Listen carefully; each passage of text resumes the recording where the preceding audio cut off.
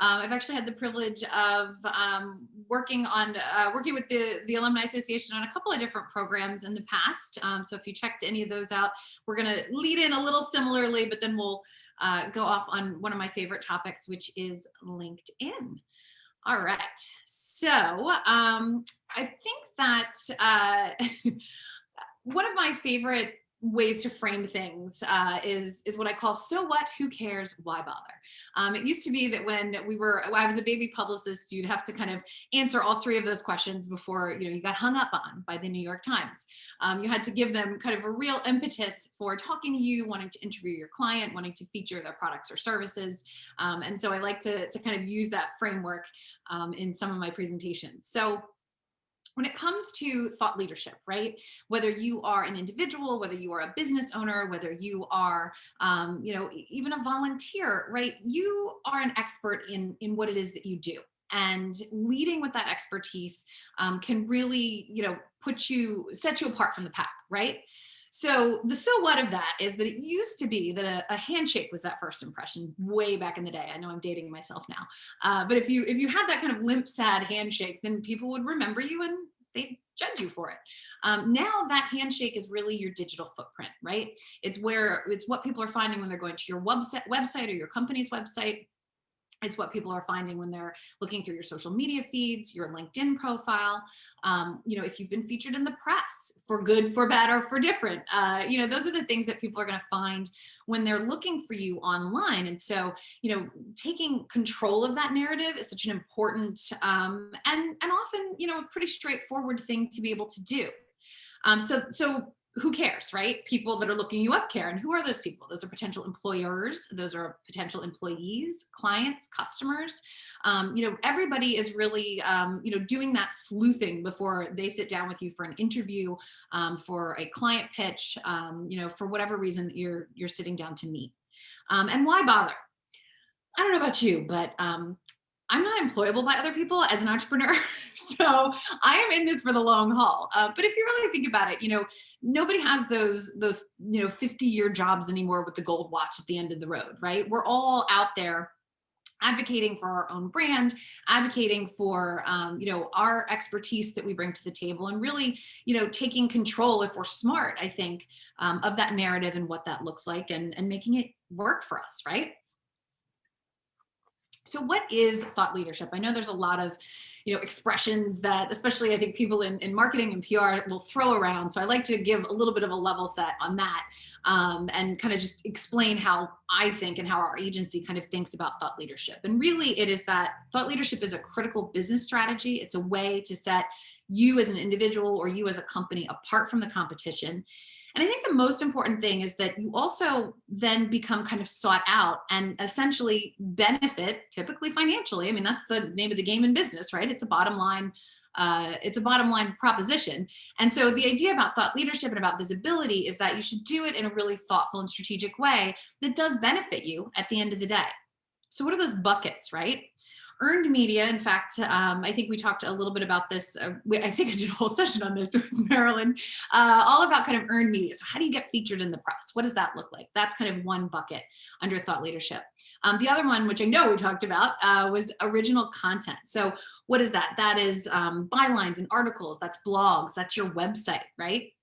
Those are all pieces of original content. And there's a lot of great tips and tricks to creating that and leveraging that in a way that can also give you visibility. The third bucket is what we're going to talk about today, which is social media. And I think the other thing to remember about social media, and we're obviously going to talk about LinkedIn specifically, is you need to find your platform. Like, where are your people? Where's your key audience for your business or your career? And what channels are they using, right? For some folks, it's Instagram. And that's a major business channel for a lot of industries. For others, it could be Twitter. For still others, it can be Facebook. So TikTok, obviously, people are making a lot of money there. Brands are building huge bases on TikTok. So I think it's really important to think about social media, in terms of where is your audience and how are you going to connect and engage with them, most importantly, on a platform that where they're comfortable and kind of fluid. So that's social media.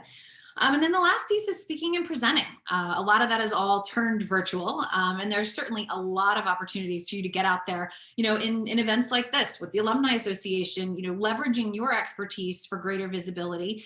And at the end of the day, all of these kind of come together to under kind of one vision, as far as I'm concerned. It's how are you using your expertise to be of service to others, right? And I've talked to, really, really junior people who were social media whizzes, and they go, well, what do I know? I'm just starting out in my career. Well, you know something about social media because you're fluent in it in a way that maybe older folks or senior executives are not. So that's your thought leadership. That's your expertise. I've also talked to people who led multinational billion-dollar companies who go, well, why do I have to say that's so different? And I wanted to shake them. So we all have this expertise inside of us. And really, today we're going to talk about how do you kind of show that and not just tell what an expert you are on LinkedIn. All right. So, 562 million people in the world are on LinkedIn. That's a lot of folks. Okay. It may not be quite as many as again, the aforementioned Instagram or Facebook, but this is a professional platform, right? This is a purpose-built platform. I often call it a living, breathing Rolodex. Nobody has those cards on their desk anymore. Really, you go to LinkedIn. Who am I connected to? Who am I going to ping with? Who am I trying to speak to with the content that's in my feed? And so, of that 562 million, 146 are right here in the US. And of the people that are active on LinkedIn across the world, 40% are on there every day. I mean, I know I am. I use LinkedIn a lot because of the type of business that I'm in. But, LinkedIn is a place where you can be selling, where you can be, hiring, where you can be looking for a job. There's lots of different ways to use LinkedIn. Today, we're going to talk about how you can set yourself apart on LinkedIn by kind of leveling up your engagement and really thinking thoughtfully and strategically about the kind of content that you're putting out there. All right. So back to my so what, who cares, why bother? It's my shtick. The so what is that really, if you're not managing this, this channel in particular, you're missing out, right? If you are like my friend Killian here, who is brilliant, and I'll tell you about him in a minute, and you've got, no picture, or God forbid, and I hate this, it drives me nuts, you've got that constellation kind of generic background. It's the equivalent of the egghead on Twitter, right? If you are not taking advantage of even these kind of really simple ways to tell your story on LinkedIn visually and kind of with that content, I think you're really missing out. And who cares? Well, all those people we talked about before, if you're looking to volunteer even these days, they're going to check you out on LinkedIn. If you're looking for an internship these days, a lot of high school and college kids have profiles on here where they're already kind of showing the experience that they've gained in their careers, even as nascent as they might be. My friend Killian here, whom I adore, is a really, really brilliant consultant. He has a great pedigree in the kinds of clients that he's worked with in the past. And he's a really unique approach in that he comes into a business and promises from the very beginning that he's not going to fire anyone from that business, right? He's like, he's in that industry where when they walk in the door, he's going, I'm going to get laid off, I'm going to get fired. No, he makes everybody promise from the beginning of his projects with his clients that no one's going to get laid off. And so he takes fear out of the equation, right? Really brilliant approach to the kind of thing that he does.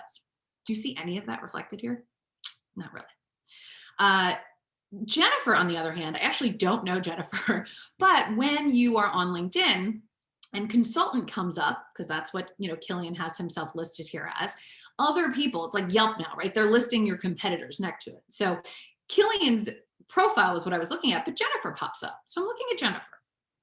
Okay, she's kind of interesting. She said in her profile that she is cool as a cucumber in a crisis. Now, I'm a little blonde, so it took me a minute to get that, but I thought it was pretty cute, right? It kind of set her apart. It made it kind of interesting. I'm not even really looking for a consultant. I was just checking Killian out. But then, I clicked through to Jennifer. I don't know her, but I look at her activity feed, Futures Female. I identify with that. She's been pretty active. She has 11 articles on LinkedIn. Jennifer's pretty appealing. And I went there looking for Killian. So the bottom line is that, people, when they're looking, can, if you're not taking control of your own narrative, get distracted and end up going for your competition. And finally, the why bother. Look, it matters. It's not going away. So let's flip the script, because a lot of people come to me and they say, LinkedIn is like one more thing. I don't know how to be active there. I don't know what to do. There's a huge opportunity here. And so today we're going to talk about how you can take control of that narrative, how you can shore up your profile and kind of the nuts and bolts of that aspect. And then how you can create for yourself what I call like a content manifesto, right? A real plan on how you can be engaging and active on this platform and show and not just tell people the expert that you are. So Ariana Huffington, I adore. She's very, very active on LinkedIn. I think she's now a second connection to me. I'm not quite there for first, but she's been a really good example of someone who has used this platform to do, I think, really what we can all do here, which is to gain trust. We can also shape the conversation around topics that are happening in our industries. I have a client who are family and matrimonial law attorneys, and they are on LinkedIn sharing content around the way that divorce is being impacted by COVID. They're sharing articles where they're quoted talking about the challenges in custody, the challenges that happen if you're mid-divorce and you're losing, you or your spouse have lost their job, and how that impacts the divorce settlements. They're really kind of able to shape the conversation to favor their position as an advocate and an attorney, but they're telling the story here through their content and kind of again showing that expertise. It's also a great place to build relationships. Back when I used to go to an office, it was great because it was an office and I loved seeing people, but it was also great because, people on LinkedIn, while they may not engage in the same way that they do on other platforms, and we'll talk about how to kind of look at those metrics in a little bit, I would always run into people at the shared workspace and they would say, oh, I saw this post, or I didn't know you were doing that. Or, oh my gosh, I tuned into your University of Maryland Alumni Career Week event. And I go, oh my God, like you did? Like, I didn't know you were even paying attention. You're building relationships online and offline through your activity on LinkedIn. You're also increasing that brand awareness. It may be that I'm talking to an audience in manufacturing about a particular topic, but clients that are not in that industry are still going to see, because I'm talking about it on LinkedIn, that I'm active in these other industries, and again, potentially be able to either refer business or make connections for me, because it's not something they would have known about otherwise. You can also be seen as an advisor on LinkedIn. And when we get to talking about what that content breakup looks like what do you post? We'll talk a little bit more about that. And I think kind of last but not least, it's a great way to stay top of mind. I mean, we're all kind of still stuck at home, or at least we are in the Northeast. And I think this is, again, because it's a purpose-built platform, it's a great way to be on people's radar without having to clone yourself for gajillion Zoom one-to-ones, or or even back in the day, coffee one-to-ones. I mean, those things take a lot of time and a lot of energy, and you can do those, but this can be part of that networking strategy, part of that overall thought leadership strategy, and keep you top of mind when people are maybe not kind of buying what you're selling, or looking for a candidate for a role. This is a way you can stay current in their radar. So this is, and I don't know if she's actually tuned in today because she does follow me on LinkedIn and social media, but this is a sorority sister of mine, Jess Mark, I'm sorry. She's got a fantastic firm down in Bethesda. She is an attorney. She is a divorce attorney as well. And I love her profile, and I wanted to kind of use it as an example that we can kind of dissect. Okay. So first we'll start, and you can't see this piece on the screenshot I took, but definitely go in and customize your URL. It's a very easy thing to do. You can edit it as part of the editing that you do kind of on that main page of LinkedIn. You can also Google. LinkedIn has great instructions, right? So you just go to Google and you type in, how do I customize my LinkedIn URL, right? I'm not going to show you the kind of basics of that today, but it is an important thing to do. So make sure it, mine says at LBR, _ Lauren Banyurich LBRPR, right? So that's customized. So it's not just kind of a string of numbers. So always go in and kind of do that if you haven't already. But what Jess does really well in her profile right here is she has a current photograph. I know that my hair's a little longer than it is in my photograph on LinkedIn right now, and that's okay. I'll give you the COVID pass. But, you don't want, and God love him, my neighbor, he's gone bald in the last couple of years, and his LinkedIn profile shows him with hair, and it makes me crazy because I'm like, you need to look like who you are. So, you don't have to get a new headshot every year, but make sure that it's current enough that if you were to walk into the room or jump on a Zoom, someone would recognize you. seems silly. There's also a crazy stat that, LinkedIn profiles with no photo get viewed like 90% less, and I'm making that up, but it's close. I'm in PR, we do big broad strokes. That it's, really, really important for engagement to have a current profile picture and a profile picture, at all. The other thing I love that Jess has done here is she's picked a color that connects with her brand and her website that's in the background. It's something interesting. It can be abstract like this. There's a lot of different ways to create an easy and compelling LinkedIn background. And the LinkedIn background I'm talking about is this area up here, this orange kind of area. Canva is a great, free, and easy place where you can go in and customize a LinkedIn banner. Everything's sized for you there already. You can add in slogans, you can add your logo, you can put a quote or a tagline. You can really play with that background. And again, what you're seeing right here, like this is your billboard, right? This is your space that everybody sees when they go to your platform, or your page rather. And so you want to make the best of it. Another thing that I think Jess did a great job of is her headline. So I think mine says something like brand advocate and client and communications consigliere, right? I wanted to show that I've got a little bit of a sense of humor, that I'm all about leading with my clients, and that we're really truly an advisor to them. So, that was the headline I chose. And this headline I'm talking about is right here, where Jessica has attorney, mediator, and author of her book, right? If you've authored a book, if you are a columnist, a regular contributor, this is a great place for you to mention that. You can play a little bit with symbols in there as well, but this is really a place where you can kind of set yourself apart and not just say kind of your title, right? Let's be a little more creative in this place. The next thing that I want you to focus on and really think about is your about section. The about section is oftentimes where people will just put a straight bio. I always encourage people that are looking to, again, kind of, level up their presence on the platform to write in their about section a little bit more about who they are and not what they do. Now think about that for a second. What you do is kind of the work that you have done, the accomplishments that you've had, the roles you've had, right? And all of that is down in the experience section. Here in this about section where you have 2,000 words actually, and it is searchable, so think about those keywords. Here's where you can kind of connect the dots for people. I was working with someone who used to be in the cruise industry, right? And now he's in HR. And so in his about section, I said, look, I know because you've told me this, that you took your customer service experience that you gained from the cruise industry and really applied it to the way that you work with your clients in HR. So, but nobody else knows that, right? Because they can't see those dots connected, right? So I really encouraged him to tell that story in that about section because it's really the right place to do it. It's where you can get a little bit more into your passion behind your work. It's where you can kind of connect the dots if you have a little bit of disparate experience. And it's also where you can be a little more personal. And we'll talk in a minute about what that means and kind of why there are ways to be a little bit personal in an appropriate way on this platform and how you can actually use it to your advantage. There is also a section now, which if you haven't been on LinkedIn in a little while, and I'm not throwing stones, but some of you may not have gone in and tinkered with your profile in a while, there is a new section where you can actually put featured. And you'll see Jess right here has got some of her featured blogs from her website.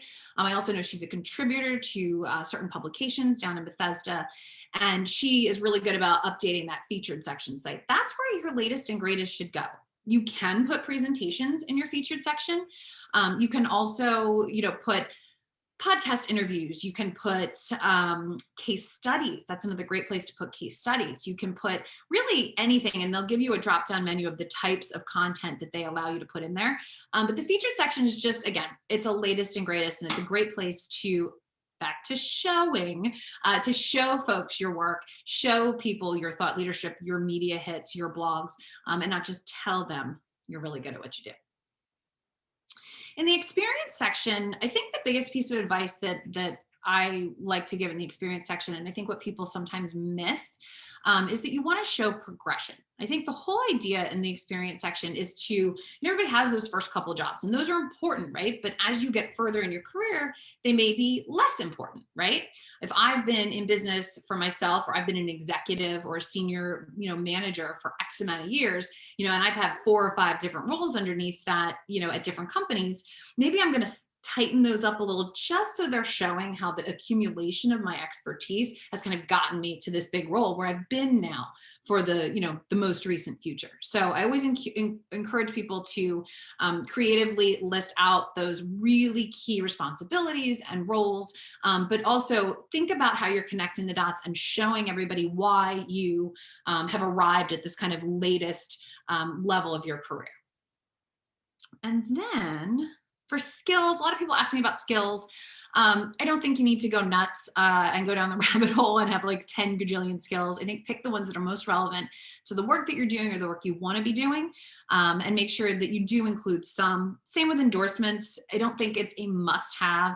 Oftentimes people that, I find that people that don't know you want to kind of do that, and that can get tricky. And yeah, so endorsements, again, they're great. They're not a must-have.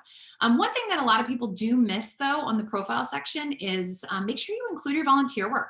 A lot of folks I know are on nonprofit boards. They may want to have, a different kind of board role moving forward. So always list out that volunteer experience. Membership associations, especially if you had a leadership role, are also really great to include. Again, I think that's where the rounding out of the profile and just kind of getting it in real tip-top shape can be helpful. I think that's pretty much it on the profile. So let's talk about, we've shored up our profile, so tick. The next thing I want you to think about is, who do you want to talk to on LinkedIn? You may have 100,000, well, I'm going to use round numbers. You may have 1,000, 100's a little too small. Expand your network if you only have 100 people on LinkedIn that you're connected to. But go ahead and let's think about if we've got 1,000 people we're connected to. Let's say 250 of those are Maryland folks, right? And some of them are, potential connections for you for a job or work in some way, and that's great. But there's 500 there that are, people you've really been networking hard with. Maybe they're referral sources for your business. Maybe they're potential clients. Maybe they're potential employers. And maybe even of that subset, there's 150 that are really, really, a specific audience for you. Talk to that 150. Talk to the audience on LinkedIn, not that you have the most of, but that is the most important to you for the purpose of being on LinkedIn, right? Again, all of this thought leadership comes back to you building your own brand. So you're on LinkedIn. Who are you trying to sell to, be on the radar of, speak to, showcase that expertise to? Right? And again, it's not a numbers game. It's really about getting clear on who that audience is, and the content that you're sharing is going to connect with that audience. Do not be a liker or a lurker. The thing that I hated about walking into my old office space when everybody would say, oh, I saw this, was, why didn't you comment? Why didn't you like it? Why didn't you share it? So, LinkedIn, look, it's like every other social media, platform out there. We are, all ego driven. We want people to like and share and comment, right? So, level yourself up in your engagement with your network on LinkedIn. There are people that I am connected to, but maybe I don't know very well, but I want to know better. So I'm always thinking, how can I be making really thoughtful or interesting comments on their content, right? Not just a like. And the trick with the likes now is because you have other options. You have the little clapping hand, you have the hand with the heart, which I'm not really sure. I think support, I don't know. You have all these other, you have the light bulb. You have a couple of different ways that you can engage with, just that like button on LinkedIn. So if everybody's giving, the clap, give the light bulb if it's appropriate, give the heart, because you will actually get notified if you have your settings calibrated as such when people do that, and you'll see and be on people's radar when you like it in a different way than everybody else has. So it'll be like, one new idea from, anyway. So move from liking to commenting. And I think the other thing about commenting is, don't bother doing it if you don't have something a little more substantial to say, right? So again, doesn't have to be a huge quantity of commenting, but make it meaningful. Even if it's a congratulatory post. And a lot of people will say, hey, great job. what can you say that's a little more than that? I had an intern who ended up, she's now the head of the PRSA in New York, right? And I was like, damn, girl, go, right? Like, so, I went on and I made sure I made a comment like, I knew you when, like, don't forget those of us that, knew you when, or something kind of like that. And it was a great way to reconnect with her. It was a great way to kind of show my support. And it wasn't just like, good job, right? Share a point of view. When you are commenting, if you agree, if you disagree, if you have something to add, what is it about the post that somebody put up that you can add to, that you can show that expertise that we all have in our fields? So if there is a post about, how fundraising and things like that have shifted online, and there's an alumni that I don't know if he's on here, but Darren, who, his whole company shifted from fundraising in person to fundraising online for nonprofits. And so, whenever he puts something up about that, because I had nonprofit work, I always try to kind of add something meaningful. I'll say, wow, it's so amazing you've been able to transition your clients in this way. Fundraising is such a difficult thing to do to begin with. Kudos to you, right? Just a little bit more substantial. Or I could even add in a question, right? Based on my experience working with nonprofits that he can then engage with. So always be sharing a point of view, even if it's not your post itself. And now we're on to my favorite part of this whole thing. So content ratio, strategy, and execution. What in the heck do you post, right? So you're staring at LinkedIn and you're thinking like, okay, so again, short up my billboard. I'm thinking about my audience. I've kind of gotten more comfortable engaging on the platform. I'm always making sure on other people's posts to share a point of view. What do I do, right? So again, I'm a round numbers girl. Let's say you commit to 10 posts a month, roughly 2 a week, okay? Of those 10 posts, you can actually do 7 of those 10 posts as curated content. And what I mean by that is we're all out there reading and digesting content on our own, right?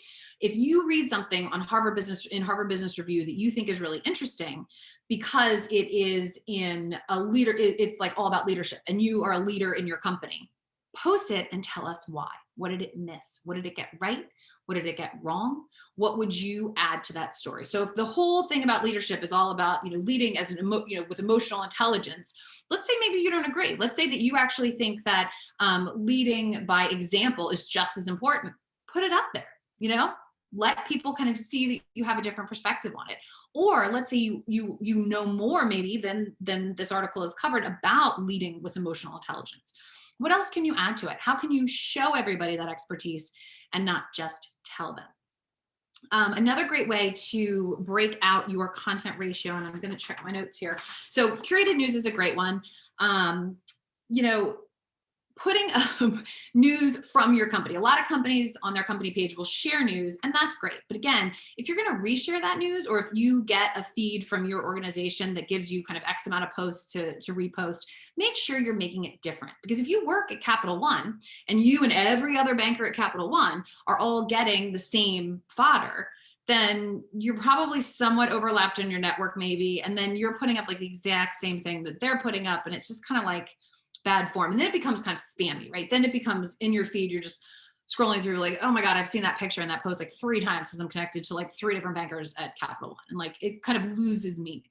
So if you're going to use those pieces of content that come from your company, again, make sure you're mixing up the copy for the post just enough to make it interesting. Another great place or another great bucket in terms of looking at your content ratio is calls to action.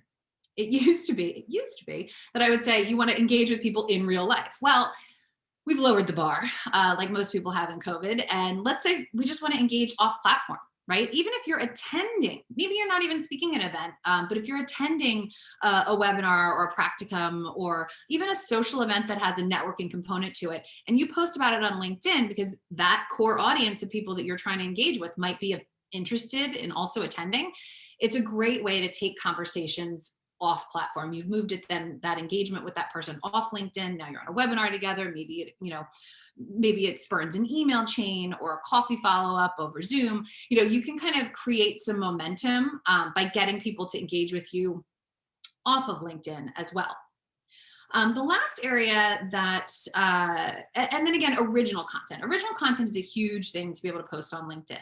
So if you have a blog, if you want to start writing content and putting it in a place where other eyeballs are going to see it, it's great if it's on your website.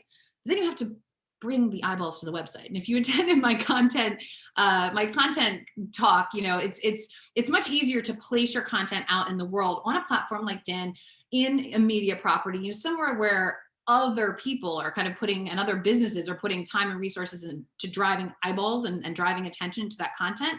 You can often get a little bit more bang for your buck, because good content takes a long time and can be time consuming and kind of hard to create. So make that piece of content work for you. If it is a blog that you have on your website, or if you are writing for a particular outlet, figure out if you can also publish it on LinkedIn and not just post about it. So there's lots of different ways to play with original content on LinkedIn. And don't forget, original content on LinkedIn includes now video, live video.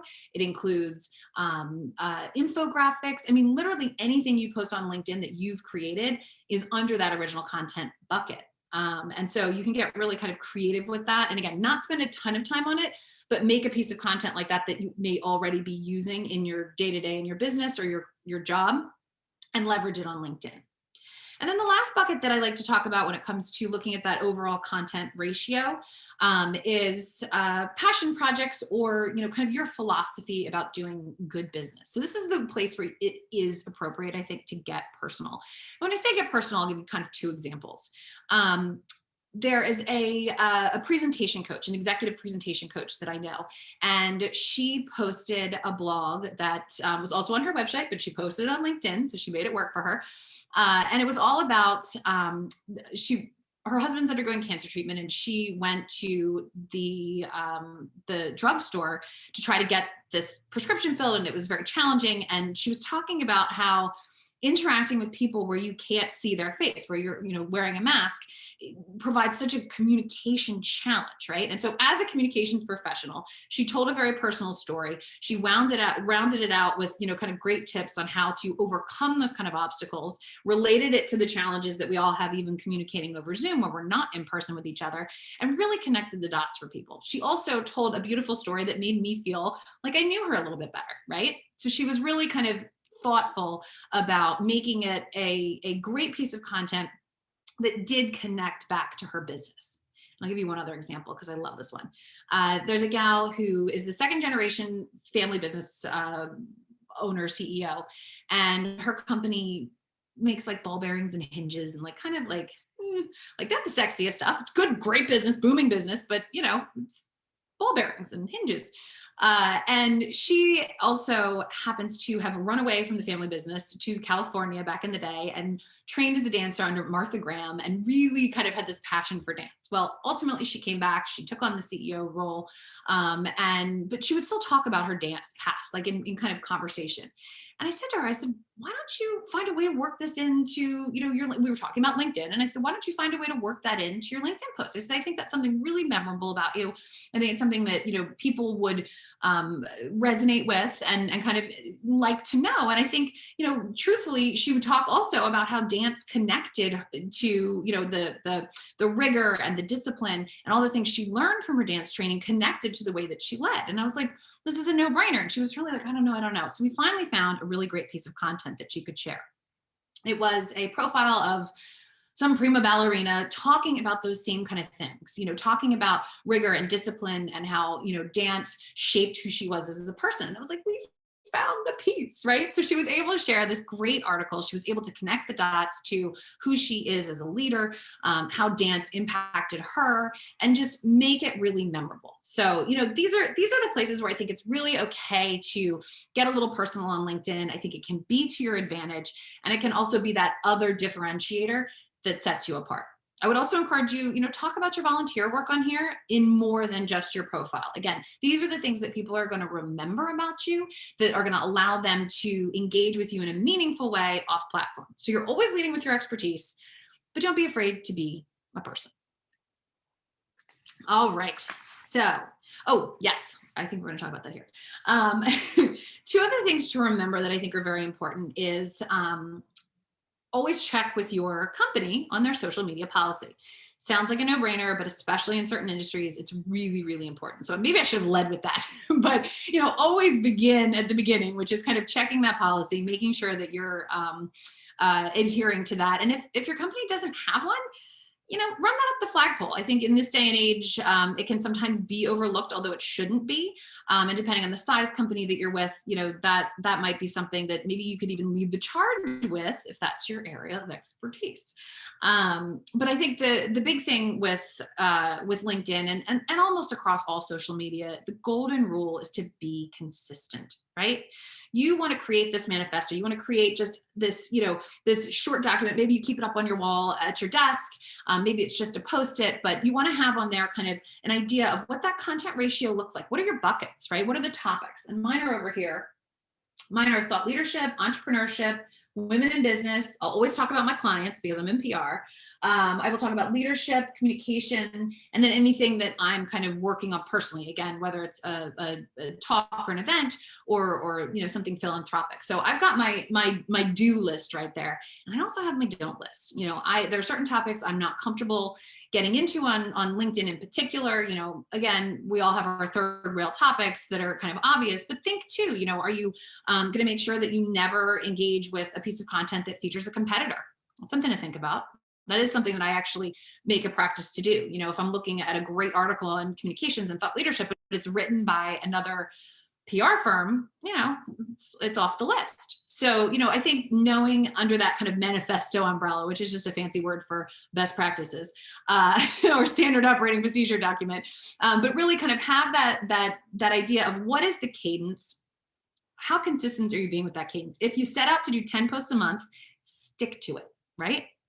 If you set out to do 20, stick to it. If you set out to do 5, stick to it. Make it a number you can be consistent with, and make sure that you are consistent in the tone, right? Are you really somebody who wants to get out there on LinkedIn and be posting provocative content? Maybe that works for your industry, your business, your area of expertise. Are you instead going to be an educator?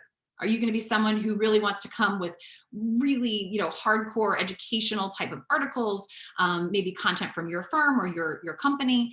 Are you maybe looking to what was my other one? I had educated. Hold on, I'll catch up. I got ahead of my notes. Are you looking to be authoritative? Is your goal to really kind of peel back the layers of what you do? If you work in crypto, I think people still feel like, crypto and Bitcoin and all those things are still sometimes hazy for those of us that aren't involved in it. So is your role really to kind of peel that back and make transparent, finance or Bitcoin or a topic that maybe the average business person doesn't know a whole lot about? So consistency can really and should permeate through all aspects of your engagement on this platform. So we talked about tone, frequency, be consistent about those topics. It's really important. You kind of end up training people essentially on what to expect from your feed. There are people that I know always put great blog posts on LinkedIn, and I look for those blog posts. I'm not going to their website to look for them, but I do look for them on LinkedIn. I share them often and I engage with them often. So you do start to get a cadence where people are going, wait, I haven't heard from you in a while. Or what happened to that, LinkedIn series you were doing? Did you ever finish that up? I didn't see the last one. I mean, people will call you out on it. And then always layer that point of view. Never, never, never, never, never waste the opportunity to showcase what you know on LinkedIn. I think the only other thing that we kind of haven't talked about is, I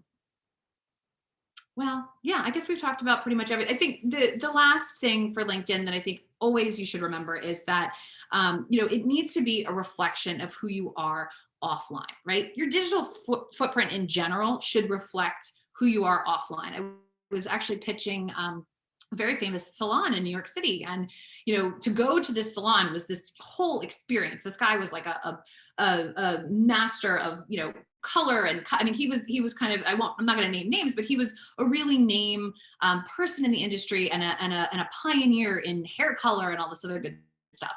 And when you went to a salon, it felt luxurious and it felt, high touch, and it was a fabulous experience.